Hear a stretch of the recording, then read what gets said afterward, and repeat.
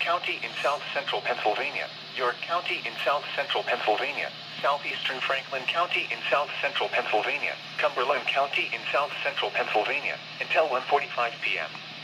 At 12:39 p.m., severe thunderstorms were located along a line extending from near Walnut Bottom to Mont Alto to near Paramount Long Meadow, moving east at 50 miles per hour.